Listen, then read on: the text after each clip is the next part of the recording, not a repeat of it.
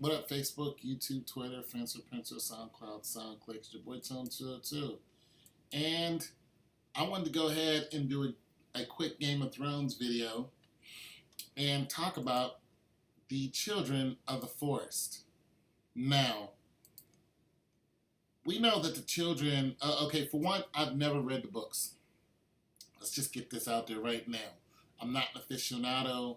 I'm not one of those guys like Game of Theories or Emergence of Awesome. I'm not one of those guys. I'm not a big reader. I'm more of an auditory learner. But I am a terrific observer, and I'm one who asks the question of what if, why, and how come. Now, for one, the children of the forest. Let's just get this out there. If you have a child, that means there must be a parent. Now, when I think about the children of the forest, I think, who are the children's parents? How did they get here? How do they spawn? You know, for one, the children of the forest, for some reason, they all look alike. They all look as if they're all the same sex. You know, that's what they all do. Now, we know that they have different properties. We know that they are green seers. We know that they're very powerful. They have powerful magic. But we can't tell the woman from the man. And we can't tell the child from the parent. So, think about this. The children of the forest, for one, they look like women here, you know. But the children of the forest, every time that we've seen them, we've never seen a man children of the child of the forest. Or maybe they're all asexual. I mean, think about that. Children of the forest. So who's their father? Who's their mother? It's a good chance that the way that their hair is, the color of their skin, the way that they're dressed in leaves and things along that line, you would think, okay, modern day man, they know how to, you know, they have metal, they have leather. You know, Jamie Lannisters run around in expensive clothing. You know, why wouldn't the children of the forest adopt this? And you're thinking, because the children of the forest, they only live in the forest. Well, this is not true. Because when the first men came and they had war with the children of the forest lived everywhere. And what they did during the battle, pretty much to end the battle, is they brought down pretty much a body of water along the neck. So this flooded out some of Westeros. It basically cut them off. But there's nothing in the books that say the children of the forest only lived in the forest. As a matter of fact, I would speculate that they lived everywhere. But they came from the forest. And we know that if you go through all of Westeros, a lot of it is forest. You know? So who says they didn't live anywhere? Who says it weren't like Indians? They lived everywhere, but, you know, when it all came down to it and there were so many of them killed, the last surviving ones just happened to live in a particular area. Just think about that. The children of the forest. See, I don't believe that there's a drowned God. I don't believe that there is the God that Melisandre talks to. I don't believe that there is a God who's pretty much promoted by it promotes Azor Ahai into this, you know, person who shuts down the Night King. I believe it's all one. And I believe that God is nature. Everything about the children of the forest tells me that the weirwood trees, nature. If you go to the Isle of Faces, a lot of times the things that happen there are all nature.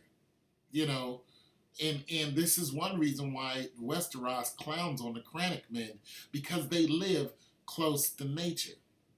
But you also notice that the Cranach men, You know, they're very, like, I think that the Krennic men, the Reeds, Jojen Reeds, even though he's dead now, Harlan Reed, the father, I believe that the Krennic men, or, that lives in the marsh and all that, I believe that they're closer to the children of the forest than anybody else would be.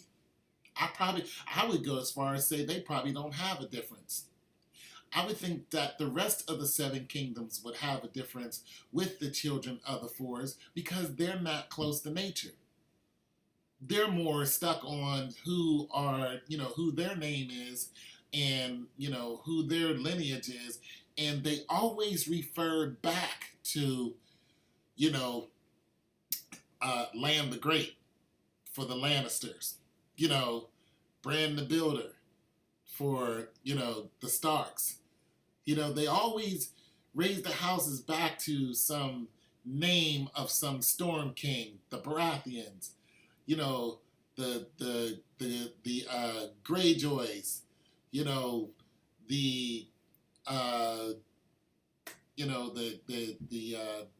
Falcon, whoever that guy is in the Eyrie, and all of those people, but they never refer to nature. See, I believe that man is a blight on nature, even in our world. And I believe that the children of the forest lived with and were spawned by nature itself. And I believe that the Night King is a natural reaction to man invading Westeros. Man wasn't invited to Westeros, they invaded Westeros even before there were any men there. The first men came to Westeros. They fought against the children of the forest. Why would they fight against them? They fought over land. They wanted to take the children's land, and pretty much they were cutting down their weirwood trees, which pretty much is in tune with them naturally. It's a good chance that when they were cutting down the weirwood trees that the children of the forest actually felt it. Because the weirwood trees are magical trees, and the children of the forest are magical. Just like a lot of the actual people who live in Westeros. They're magical. And of course, there's magic all over the planet as far as not just in Westeros, because you have the dragons and those people who cannot be burnt, the unburnt, and, all kind of magical properties, warging and things along that line. And the Greyjoy's ability to call down the storms. This is, what the king of the Greyjoys now, of the Iron Islands, he is able to call, he says, I am the storm, brothers. He's able to call down the storm. He didn't go mad when they tied him to the mast. He was calling the storm down. Where do you think he got that ability to call forth the storm?